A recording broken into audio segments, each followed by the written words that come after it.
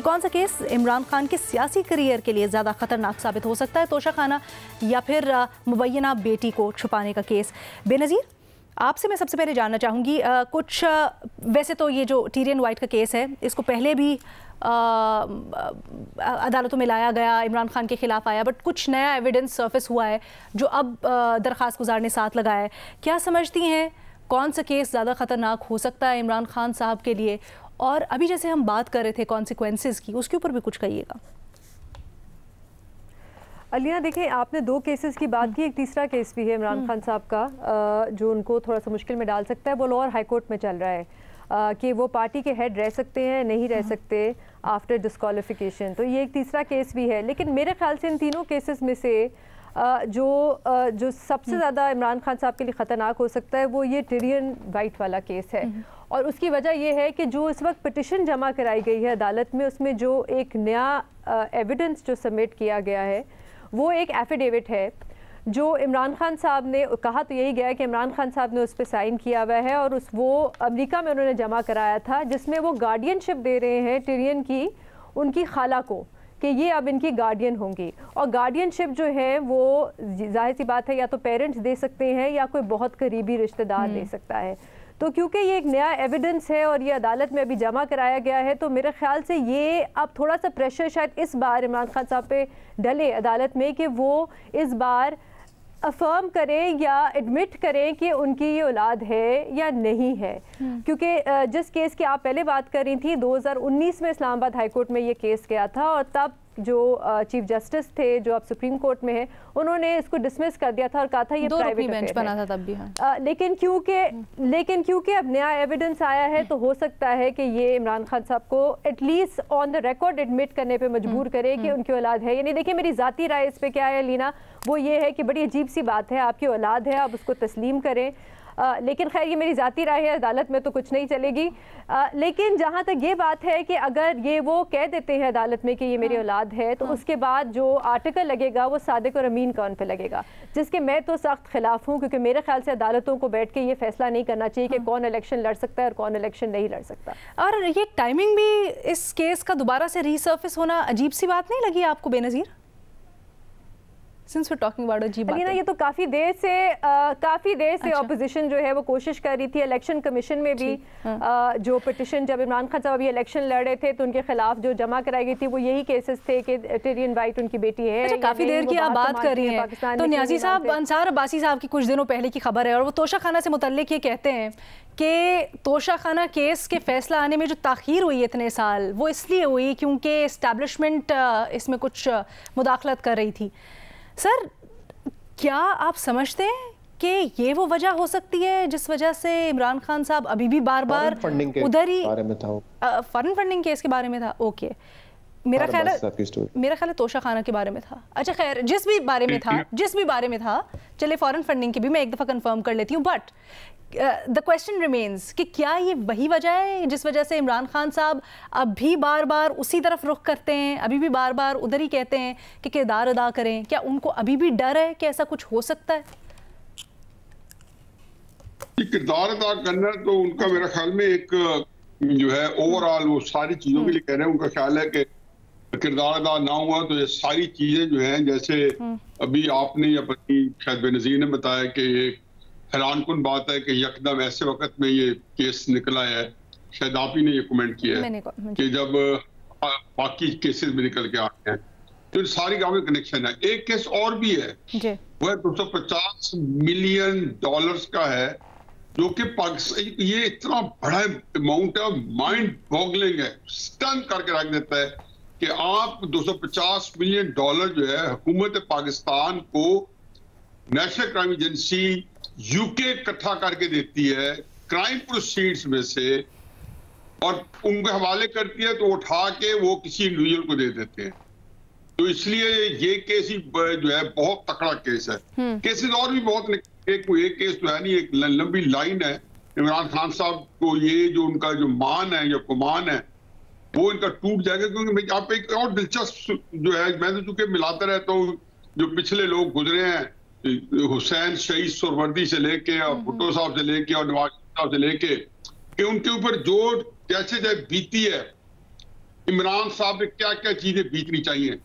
तो उसके अंदर मेरे नजदीक इनके ऊपर एक लामतनाई सिलसिला केसेस का चलना है, ये पहले हम देख चुके हैं। क्राइसिस ये जी कि तोशा खाना जो फौरन जो 2014 का केस है जिसमें ज़ाहरा अब्बासी साहब की रिपोर्ट है, वो तो बड़ी तकलीफदेह सूरत हाल है। अकबर बाबर हमारा बहुत अच्छा दोस्त है और हकीकत ये है कि उस बंदे ने जिस तरह उसकी बीमार वालदा थी जिसका वो खुद ही नर्स। सर अभी आपने कहा कि अभी तो इमरान खान के ऊपर बहुत बहुत केसेस चलने हैं, फिर आपने कहा चलने चाहिए भी, लेकिन क्या आपको लगता है कि ये सही होगा? जैसे अभी शहजाद बात कर रहे थे कि अगर कुछ कहीं मुज़ाकरात की बात हो रही है तो उनके ख्याल में खान साहब को एक गारंटी दे देनी चाहिए कि उनको नाअहल नहीं किया जाएगा या इन ग्राउंड्स पे मुज़ाकरात होने चाहिए। आपकी क्या राय है? क्योंकि मेरे तो ख्याल है कि बिल्कुल जो उनका मेरिट पे फैसला बनता है। इसका मैंने तो पहले दिन से आपके पास कहा है, नवाज शरीफ वगैरह में केसेस चले हैं तो मैंने कहा जी आर्टिकल 10A जो आइन का है, मैं तो नहीं रखता हूँ कि कोर्ट्स को वायलेट करे, हाई कोर्ट करे, क्योंकि आइन की जो तकद्दस है कुरान के बाद मेरे नजदीक इस मुल्क में सबसे ज्यादा है। और वहां पे आर्टिकल 10 है, अगर मैं नवाज शरीफ साहब के लिए मांग रहा हूँ, इस्ताकदार के लिए मांग रहा हूँ तो इमरान खान साहब के लिए क्यों नहीं? लेकिन इसका मतलब ये तो नहीं कि अगर आपने कोई क्राइम किया है, तोशा खाना है तो तोशा खाना अच्छा खाना के अंदर इमरान खान साहब कम से कम चीजें बताएंगे तो मेरे लिए इत्मीनान होगा कि उन्होंने पैसा कहां से लिया, उन्होंने जो है फिर उसके जवाब दे देते हैं खान साहब, मेरिट पर बरी हो जाते हैं इल्जामात से तो ठीक है, वरना फिर जिस तरह से चल रहे हैं चले जवाब देते हैं। Okay okay and I stand corrected. Ansar Abbasi साहब वाली जो अंसार अब्बासी साहब वाली जो खबर है मैंने अभी चेक किया, वो फॉरेन फंडिंग केस से मुताल्लिक है, जो फॉरेन फंडिंग केस में ताखीर हुई। एक मिनट, उसी के ऊपर उन्होंने सरदार रजा साहब को भी आड़े हाथों लिया और सारे की मिट्टी वहां पे जैसे क्यानी थे वो इनके बड़े करीबी थे, ठीक है, उसको वो मेंबर थे इलेक्शन कमीशन, उनको फिर उसके बाद राजा सिकंदर सुल्तान को बगैर की वजह से गाली दे रहे हैं। जिससे इमरान खान दो काम कर सकते हैं जी, बाजा साहब को गाली दे रहे हैं ताकि एक्सट्राडिशन के लिए पैगाम है, इलेक्शन कमीशन को गालियां दे रहे हैं, इलेक्शन कमीशन के ऊपर अदालतों के लिए पैगाम है। इमरान खान साहब इस मामले में ही इज टू गुड, वो बड़ा आर्टिकुलेट है, वो समझता है कि उसका ये प्रेशर काम आएगा, कहा भी जाता है कहीं कहीं, लेकिन मेरा ख्याल है कभी उनको जब बैकफायर होगा तो उनको पता चल जाएगा कि सारी तदबीरें उल्टी भी पड़ सकती है उनकी, जो इस तरह के वो दबाव या इस तरह के जो ब्लैकमेल सब इस्तेमाल करते हैं। मजहर अब्बास साहब देखिए, ये सारे फैसले बुनियादी तौर पर सियासी होते हैं, चाहे वो नवाज शरीफ साहब के खिलाफ हों या दूसरों के खिलाफ हों। आप उठाने के लिए पॉलिटिक्स जिस तरह चेंज होती है, अब इमरान खान खुद ही जो जनरल बाजवा के हवाले से बात कर रहे हैं कि पिछले 6-7 साल से उन्होंने क्या किस तरह सियासत में मुदाखलत की, और अब उन 6-7 सालों में उनकी हुकूमत बनाना भी उसमें शामिल थी। तो नवाज शरीफ का केस भी इसलिए मुझे सियासी तो अदालतों के फैसले होते हैं, लेकिन सुप्रीम कोर्ट ने आज खुद नवाज शरीफ का ट्रायल किया और पहले डिस्क्वालीफाई किया और उसके बाद उसका कोर्ट जो आपने उसको नैब रेफरेंस में भेज दिया। जब आप सुप्रीम कोर्ट जो अपीलिंग अथॉरिटी है वही किसी को नाअहल करार दे दे तो उसके बाद जो मातहत अदालत है वो कैसे उसको फिर सजा नहीं देगी, वो कैसे उसको बरी कर देगी? तो एक तो उस नुक्ते पे मैं हमेशा इस चीज पे वो हूं कि हमारी आज कोई कॉम्प्रोमाइज हो जाए, ये तमाम मुकदमात फाइल हो जाएंगे, ये उठाए नहीं जाएंगे दोबारा मुकदमा।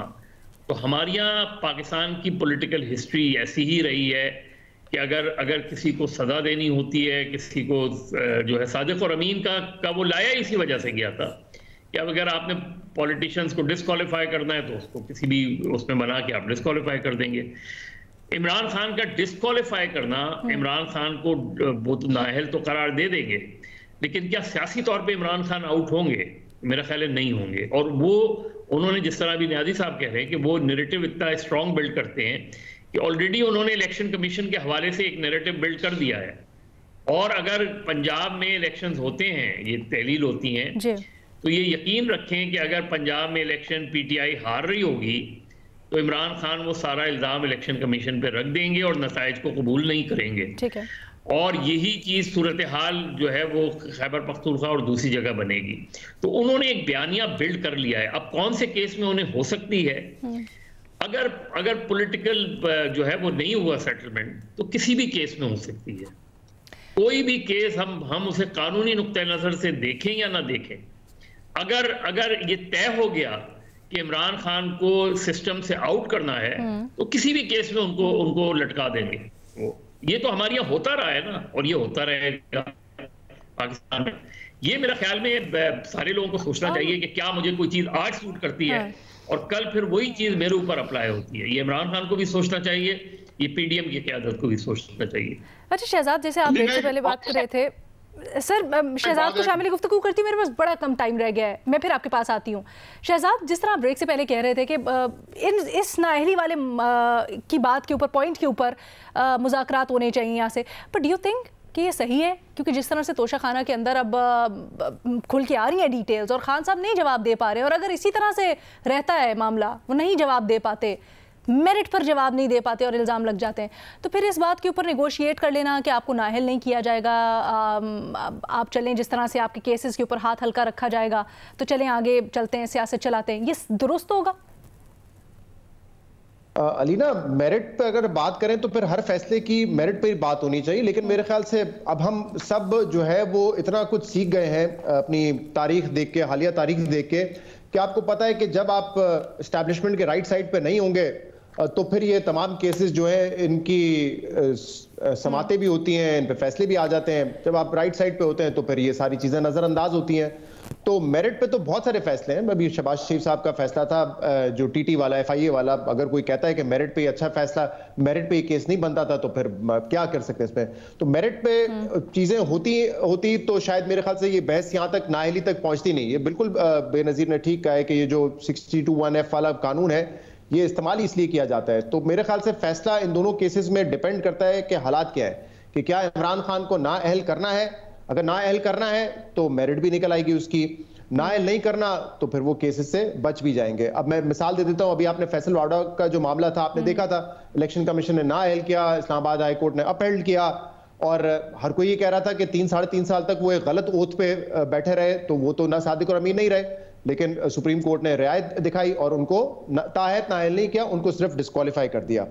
अब ये जो अच्छा, ये जो दूसरा वाला केस है जो इनकी मुबैना बेटी वाला, उसमें मेरे ख्याल से जो अब तक मामला गया है, मुझे नहीं पता ये एविडेंस वाला कितना मैटर करेगा, क्योंकि इससे पहले कभी एविडेंस या अदम एविडेंस की बुनियाद पे ये केस खत्म नहीं हुआ है। इस्लामाबाद हाई कोर्ट ने उस वक्त के जो चीफ जस्टिस थे अथर मिनुल्लाह साहब, उन्होंने कहा कि ये एडमिसिबल ही नहीं है, ये मेंटेनेबल नहीं है, क्योंकि एक प्राइवेट मैटर है। और इसी तरह एक और लेकिन Shahzad, petition Islamabad high court, माजरत मैं आपको यहाँ पे, मैं जानती हूँ, लेकिन मैं आपको इसलिए यहाँ पर कट कर रही हूँ क्योंकि यहाँ पर जो बेनजीर बात कर रही है उसमें दम है। इस दफा जो पिटिशन आई है और उसको मेंटेन किया गया है, उसकी बुनियाद ही यही है कि वो जो नया एफिडेविट लगाया गया है इमरान खान साहब का। अलीना, अगर आप प्लीज मुझे बात मुकम्मल कर दें, मैं फ्लो में बात कर रहा था, मेरा आई मिस माय पॉइंट्स। ये वैसे ये किसने कहा है कि मेंटेनेबल हो गया है? मुझे तो जहां तक पता है इसकी समात होनी है, जवाब मांगा है ताकि फैसला ये किया जा सके क्या ये मेंटेनेबल है या नहीं है। ऐसा ही है ना इसका लीगल स्टेटस इस वक्त? नहीं, समात के लिए मंजूर कर लिया गया, प्री एडमिशन आपने वो किया है उनको जवाब देने के लिए अपने जो तो प्री एडमिशन जवाब मांगा है, जिसके बाद फिर अदालत ये फैसला करेगी कि क्या ये मेंटेनेबल है या नहीं है। माजी में इस्लामाबाद हाई कोर्ट ने ये फैसला 2 मरतबा, एक मरतबा पिटिशनर ने पिटिशन वापस ले ली, उससे पहले ये कहा गया कि ये मेंटेनेबल नहीं है because it's a private matter. तो क्या इस्लामाबाद हाई कोर्ट इस मरतबा क्या दूसरा पॉइंट ऑफ व्यू लेगी कि it's not a private matter और इसको हम लीगली डिस्कस करना चाह रहे हैं? तो ये इस्लामाबाद हाई कोर्ट का इख्तियार है। इससे पहले सुप्रीम कोर्ट भी इसको जो है वहां पे भी पिटिशन गई थी, वो पिटिशन वापस ले ली गई थी। अब देखिए, जाती मेरी राय इसमें यह है कि हमारी जो सोसाइटी है ना वो कॉन्ट्रडिक्शन से भरी पड़ी है। मेरी जाती राय यह है कि बिल्कुल आपको देखना चाहिए, इमरान खान को अपनी पॉइंट आप बताना चाहिए, अपने जो भी इस मामले में सच है तो उनको आके क्लियर करना चाहिए। लेकिन हमारी सियासत, हमारी जुडिशरी और हम आपस में भी, जर्नलिस्ट भी, हम क्या कहते हैं कि हमने 62(1)(f) तो रखा हुआ है जहां पे सादिक और अमीन का फैसला होना है, लेकिन इस तरह का कोई मामला आता है तो ना हम मीडिया पे डिस्कस करते हैं, ना अदालत कहती है कि ये मामला डिस्कस होना चाहिए, ना सियासतदान डिस्कस करना चाहते हैं, क्योंकि हम ये कह देते हैं कि नहीं देखिए यार ये तो किसी का जाती फेल है तो इसको आप बीच में ना लाएं। अगर आप वेस्टर्न वैल्यूज को देखें, वहां पे भी लीडर की जाती जो उसका जो कैरेक्टर होता है उसको देखा जाता है और फिर वो अदालत जज नहीं करती, वोटर जज करता है कि क्या उसको वोट दें या ना दें। अगर आप वेस्टर्न वैल्यूज को नहीं देखना चाहते, आप पाकिस्तान का जो आइन है, कानून, सुन्ना और कुरान के मुताबिक हम कहते हैं बनाया है, शरई लिहाज से देखना चाहते हैं, तो भी leader has to be of an impeccable character. लेकिन हमारे यहाँ कॉन्ट्रडिक्शन है कि हम सादिक और अमीन का क्लॉज रखना चाहते हैं, लेकिन प्राइवेट मैटर्स पे फिर हम कहते हैं कि नहीं, इस पे बात नहीं हो सकती, ये प्राइवेट मैटर है। सादिक अमीन कहां पे काम आएगा? सिर्फ अगर कोई करप्शन का मामला है। तो मेरे ख्याल से ये अब ये हमारे सियासतदानों को, हमारी सोसाइटी को फैसला करना है कि हमें किस तरफ जाना है। Should we openly discuss these things, या इसको हम अंडर द कार्पेट डालते रहें? अंडर द कार्पेट डालेंगे तो हर किसी के लिए डालना पड़ेगा। अगर if we want to bring this out in open and discuss it, तो फिर सबके लिए होगा, चाहे वो मेल फीमेल हो, सबके लिए होगा। फिर हम इसको खुल के डिस्कस करें। जब हम समझते हैं कि वेस्टर्न डेमोक्रेसी से या हमें शरीयत के मुताबिक भी किसी को कैरेक्टर को जांचना है, तो ये हमारी बड़ी कॉन्ट्रडिक्शंस है। लेकिन वैसे मैं जो कानूनी तौर पे देख रहा हूं कि इस्लामाबाद हाई कोर्ट इसको पहले कह चुकी थी मेंटेनेबल नहीं है।